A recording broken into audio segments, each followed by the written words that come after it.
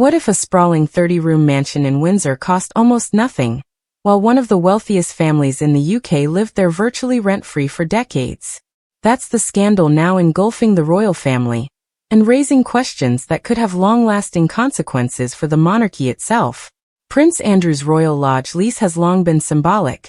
He paid an upfront fee and poured millions into refurbishing the property, but the ongoing rent was almost nothing, a so-called peppercorn arrangement that allowed him to live in opulence at minimal cost. For more than 20 years, this arrangement barely made headlines, quietly existing behind the walls of Windsor Great Park. But after Andrew's controversial exit from royal duties, this seemingly minor detail has become a focal point of public outrage. The situation escalated further when the royal household moved to have Andrew surrender the mansion, and inspections revealed serious maintenance problems, with repairs so extensive and costly that any potential compensation he might have received for leaving early could be entirely negated. Suddenly, questions are emerging that go beyond one man. If the rent was largely symbolic, was proper upkeep taken seriously? And how can the public justify funding such arrangements? And it isn't just Royal Lodge that's under scrutiny. Estates like Bagshot Park, home to Prince Edward and Sophie, also come with extraordinarily low rents, highlighting a pattern of royal properties being occupied at costs far below market value.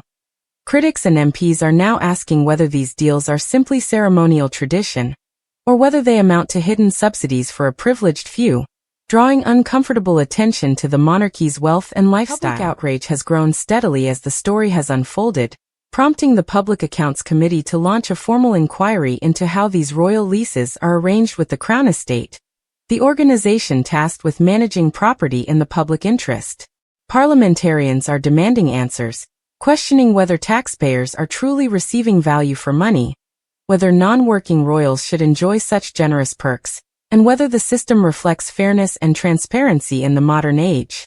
The Andrew scandal has shone a light on a royal system that has long been cloaked in secrecy and tradition, revealing just how out of step it may appear to ordinary citizens struggling with rent, mortgages, and the rising cost of living. Royal estates, once seen as symbols of heritage and continuity, are now under the microscope, with younger generations particularly skeptical.